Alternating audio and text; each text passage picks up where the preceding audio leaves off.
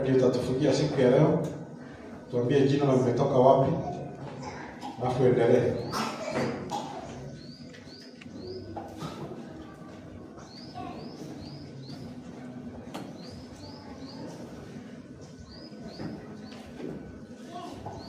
Shalom. Shalom. Na salimu nyote, salamu za upendo wa Shalom. Jambo. Mimi pia si jambo. Kwanza ni kumshukuru Elohim kwa ajili ya nafasi hii ambayo imeweza kupatikana ili tuneneane na nyinyi maneno ambayo ni yenye uzima katika njia hii ya Zayuni. Ninashukuru pia kwa ajili ya hii nafasi ambayo imepatikana ili tuneneane kwa njia ya maandiko matakatifu. Ningependa nipate msomaji nisomee katika Wakorintho wa kwanza, Timotheo wa kwanza 5:23.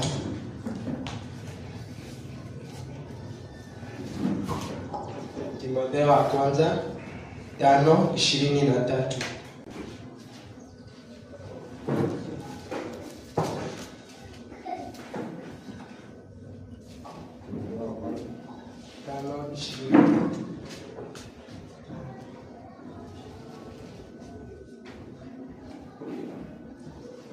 Nasema, tokea sasa usinywe maji tu. Tokea sasa usinywe maji tu, lakini tumia mvinyo kidogo kwa ajili ya tumbo lako na magonjwa ya kupatayo mara kwa mara. Huu ni mwandishi Paulo ambaye alikuwa akimnenea Timotheo, kamwambia kwamba tokea sasa usinywe maji tu, lakini tumia mvinyo kidogo kwa ajili ya vile tumbo yake ilikuwa ikimwasha. Wakati watu wengi walisoma hii andiko, walilitumia kwa njia ambayo haistahili, wakilimisquote, huku akiwalaghai watu wengine kwamba Paulo amekubaliana na watu wakunywe mvinyo. Lakini kuna jambo ndugu wetu Petero alinena kumhusu Paulo katika kitabu cha Petero wa pili 3:16.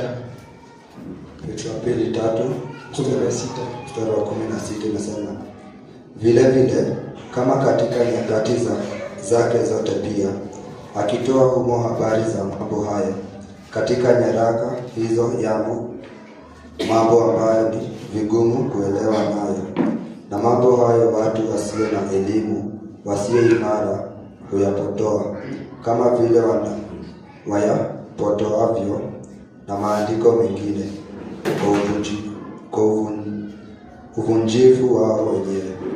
Anzia 13 sehemu ya mwisho, 15 sehemu ya mwisho inasema, kama vile na ndugu yetu mpenzi Paulo alivyowaandikia kwa hekima aliyopewa. Tunasikia kwamba Petero anasema kumhusu Paulo kulingana na ile hekima Paulo alikuwa amepewa hata katika kuandika nyaraka zake. Mambo mengine yalikuwa ni magumu ambayo wale watu hawajajifundisha vizuri, waliyapotosha kama jinsi huwa anayapotosha maandiko mengine. Sasa ni jukumu letu sasa tujiulize, ni nini hiki Paulo alikuwa anakinenea, akimwambia ni divai ipi alikuwa anailenga, akimwonyesha Timotheo ya kinywa.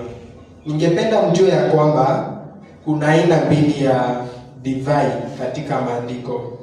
Hebu tusikie aina ya kwanza. Aina ya kwanza ni ile ambayo ni ya mazao ya mizabibu, ambayo hukamuliwa kwenye kikombe, ambayo inakuwa ni fresh juice. Katika kitabu cha Mwanzo 40, Genesis 40, tuangalia mstari wa 11. Mstari wa 11 nasema, hebu tuone kama ni hapo. Soma. na kikombe cha Farao kilikuwa mkononi mwangu. Nikazitoa zabibu, nikazikamua katika kikombe cha Farao, nikampa Farao kikombe mkononi mwake. Hii ni ile tunasikia ya kwamba huwa inakamuliwa kwenye kikombe na ni fresh juice kama ile tulitumia hapa juzi, na hiyo ndio Paulo alikuwa amemwambia Timotheo akuwe akiitumia kwa ajili ya vile tumbo yake ilikuwa ikimwasha. Aina hii ndio tunajua kwamba huwa inamfurahisha Elohim kulingana na kitabu cha Judges 9:13. 13 inasema, huo mzabibu nao ukaiambia, je, niache divai yangu ambayo humfurahisha Elohim na wanadamu, ili niende nikanyonge juu ya miti?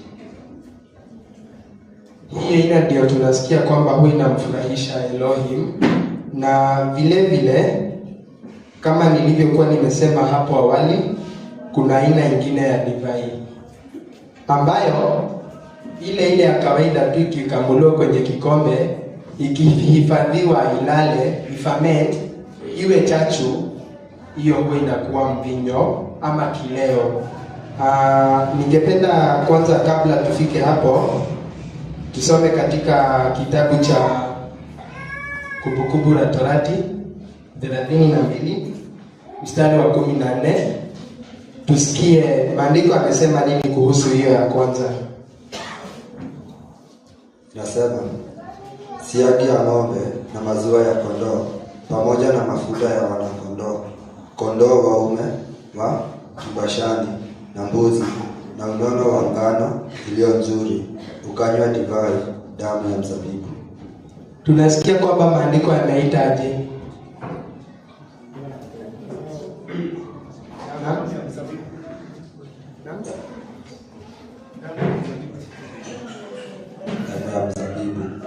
Ya mizabibu.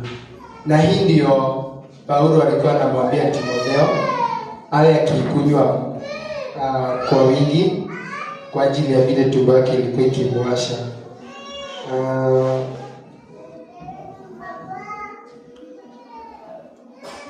Tupate andiko katika Methali 23, 31 na 32.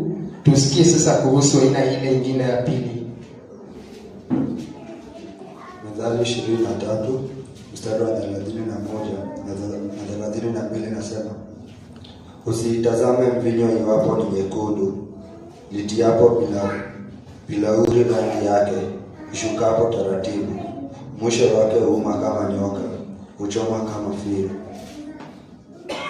Hapa tunasikia ni onyo tunapewa kuhusiana na hiyo nyingine ya pili. Tumesoma kitabu gani? Methali 23 mstari wa 31 na 32. Usiutazame mvinyo iwapo ni mwekundu, utiapo bilauri rangi yake, ushukapo taratibu, mwisho wake huuma kama nyoka, huchoma kama fira. Kwa wale ambao wanasikia lugha, abumuthiaine ni kurumana erumanaga ta joka, kurathai karathana otadwira. Hii ni adhari moja ile ingine ya pili tunaisikia, ambayo wahubiri wengi huwa wanatumia lile andiko tulitangulia nalo kuitetea, lakini hatutasoma sana maana muda ni mchache. Ningependa tu turuke katika hatima, tuone baada ya Paulo kusema hivi, alisema nini tena kuhusu divai ambao ni kileo, katika Wakorintho wa kwanza 6 mstari wa 9. Tusikie wale ambao huwa wanaitumia kama kileo ambayo imekuwa chachu, hukumu yao ni gani? Inasema, au hamjui ya kuwa wadhalimu hawataurithi ufalme wa Elohim? Msidanganyike, washerati hawataurithi ufalme wa Mungu, wala waabudu sanamu, wala wazinzi, wala wafiraji, wala walawiti, wala walevi, wala watamanio, wala wevi, wala watamanio, wala walevi, wala watukanaji, wala wanyang'anyi. Nasikia kwamba baadhi ya hawa watu wanatajwa hapa hawatauona ama hawataurithi ufalme wa mbinguni, na tumesikia pia walevi wametajwa. Kwa hivyo mtu ambaye anatumia ile andiko kulingana na maandiko yeye amepotoka. Ni jinsi gani itakuwa ikitusaidia kutatua matatizo kama haya? Nabii Isaya alikuwa amenena na kusema ya kwamba habari ya Elohim itahubiriwa kwa amri kiandamana na amri, maneno ushauri kiandamana na ushauri, kanuni juu ya kanuni, maneno kidogo hapa na pale pengine maneno madogo. Sasa ushuhuda wa jambo moja haupatikani tu kwa ajili ya andiko moja. Mtu asisome andiko moja, mjue ya kwamba kuna wahubiri wengi ambao ni wa uongo, wamezuka nyakati hizi za mwisho na wanawapotosha watu wengi sana, na walikuwa wametabiriwa ya kwamba watatokea. Sasa ni juhudi ya mtu akiwa muumini awe anajisomea maandiko na anakubali yeye mwenyewe kuyachunguza. Ningependa tusimame tuimbe wimbo moja kwa ajili ya muda.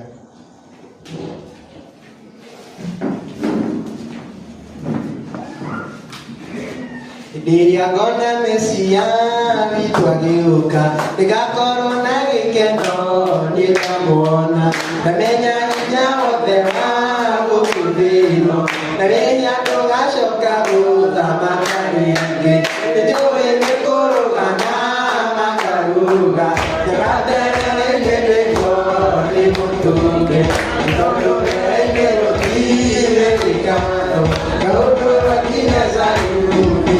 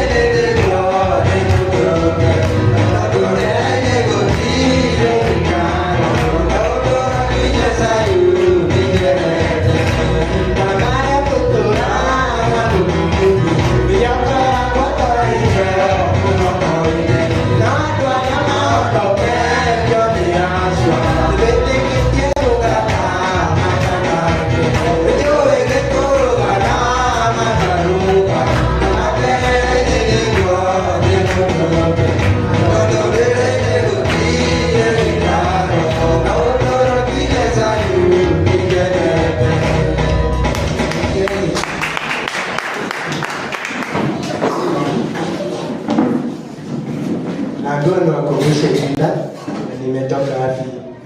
Maina kutoka Nakuru, sehemu za Rongai. Asante sana, naitwa